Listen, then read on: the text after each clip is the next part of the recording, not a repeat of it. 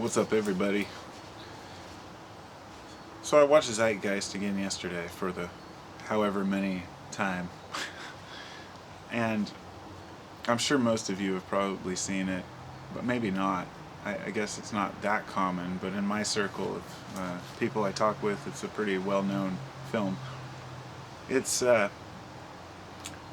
every time I watch it, I gain something new from it, and I find something that the first time I watched it, I may have taken as gospel, and then found answers since then that conflicted with what I learned. But my main point here is to say that that movie, Zeitgeist and Zeitgeist Addendum, I mean, that's 4 hours of deep, deep, deep alternative thinking, and not a lot of people can process all of that. What really gets me, though, is the part, how there's a beginning part where they talk about religion, and they speak of comparative religions and compare them all to basically the sun god, and then it goes right into, I think, the monetary system. I mean, it's an amazing look into. My way of looking at it, the first time I saw it was basically saying all the things that are most important that you've learned aren't true. And it wasn't trying to attack one specific idea, and that it was just saying, it wanted to dig into the deepest things of society to make the biggest impact by saying, this is what politics really is, this is what your monetary system really is, this is what your religions really are. And it started this whole chain reaction of people using that Zeitgeist music and videos, using the same footage and repeating and repeating and repeating what they'd learned. And but which is okay, because we need to share the knowledge, but we have to do our own research, of course, on it. But a lot of it is true, but a lot of it is speculation too. I'd say most of that movie is pretty down to earth, and most of the evidence they present I've found to be true, to an extent, to the ability I've been able to look into it. And every time I watch it, it makes me somewhat angry towards the middle, and it's because of the whole fiat money system, and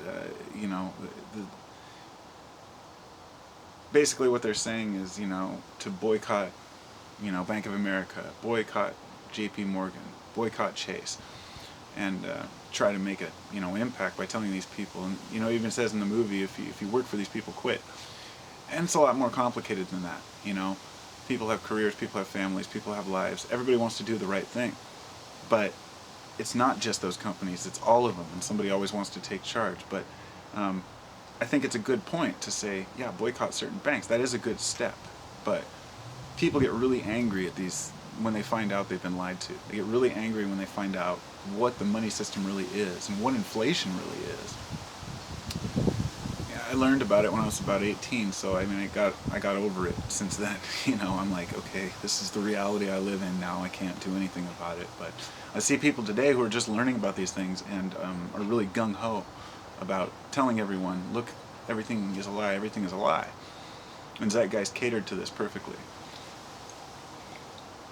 I don't know what to think about that, because on the one hand, I want to see the positive outlook, what we can do.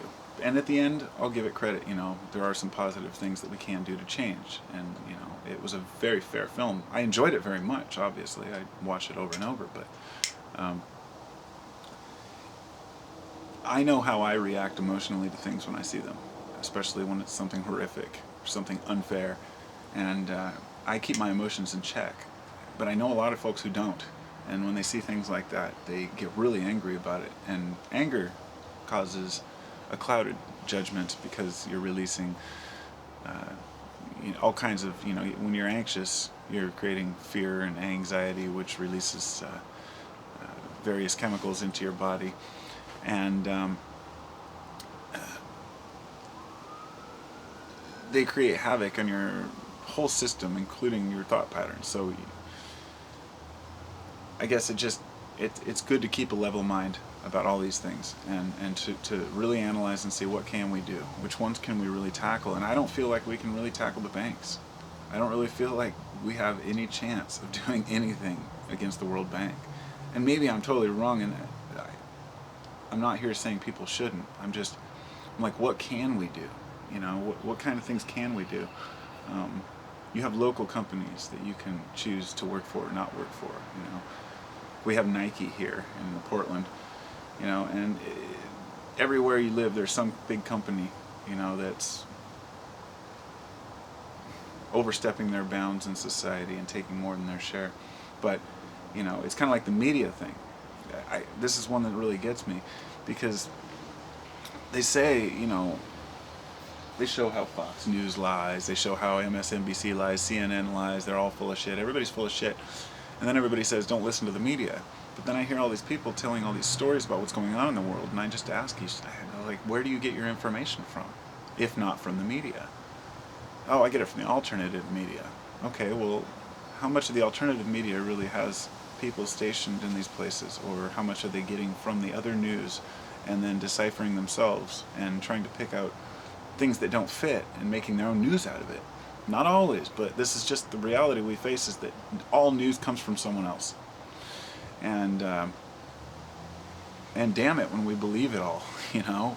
But people have to sift through the garbage, and it's very difficult to do.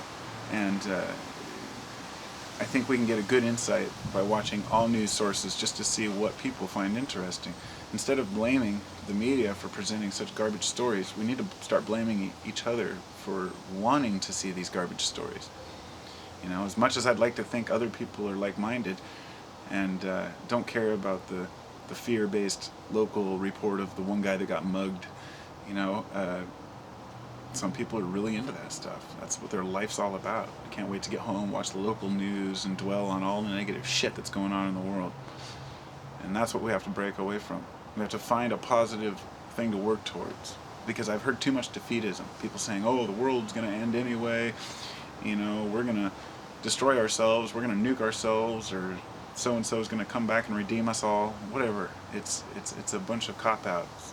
It's a way of escapism from the reality that we all have to face and make a future, a bright future. And I think defeatism is selfish, because it's often the people who don't have kids, who don't understand that, you know, yeah, they may be able to opt out, leave at any time, but we're trying to make a better world for the children, because they have to grow up here, you know. We can't just give up.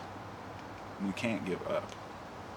But sometimes it's easy to look at everything and become overwhelmed and want to give up. At least give up trying to change the world. Just take it for what it is and hide in your little corner and, you know, not speak out, not make any ripples, no waves. Make waves. Make lots of waves.